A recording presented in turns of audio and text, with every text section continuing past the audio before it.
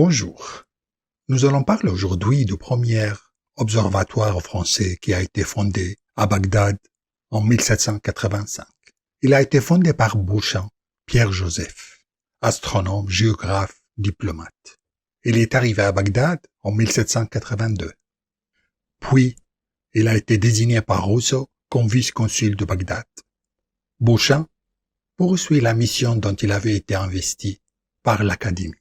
Il détermine avec exactitude la position de Bagdad, observe l'éclipse de l'étoile Scorpion en 1783, rectifie la table de la Lande pour la position de Saturne. Il a accompagné Rousseau à Bassora, il a dressé une carte de Tigre et de l'Euphrate.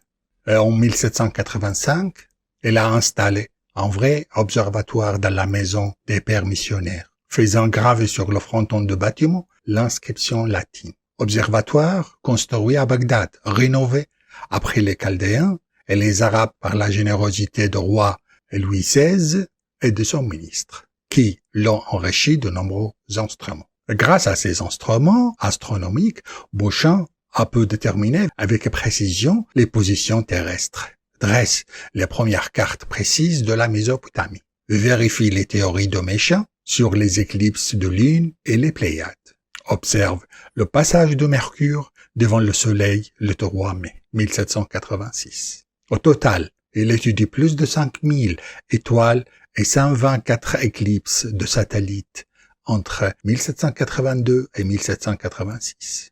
De retour en France, au commencement de la Révolution, le gouvernement l'a nommé consul à Mascate en 1795. Il y a séjourné quelque temps jusqu'à la campagne d'Égypte. Bonaparte l'a appelé au Caire et l'a nommé membre de l'Institut Égypte à la section de physique en 1798. Il a demeuré quelques mois en Égypte jusqu'à ce que Bonaparte la chargea d'une mission conciliatrice avec la Porte. À peine avait-il quitté le port d'Alexandrie en 1799 que son navire est capturé en mer par les Anglais et livré aux Turcs comme espion. Ces derniers ayant déclaré la guerre à la France, il a été emprisonné avec le chargé d'affaires à Constantinople ainsi que tout le personnel de l'ambassade. Après avoir éprouvé pendant 3 ans les rigueurs de la plus dure captivité, la liberté venait de lui être enfin rendue, mais il est mort à son retour à Nice. Quant au lieu de l'observatoire de Bagdad, on mentionne 2 lieux. Le premier est au couvent des pères carmélites, comme le mentionne le livre, tandis que d'autres références mentionnent que son emplacement réel est au bout du pont Al-Ghata, Al-Juhada aujourd'hui. Et il s'appelait Ras Khan, attaché à un autre bâtiment appelé Madrasa Khan, école. L'observatoire était bâti en briques, ce n'est pas un phare puisqu'il donne sur le fleuve.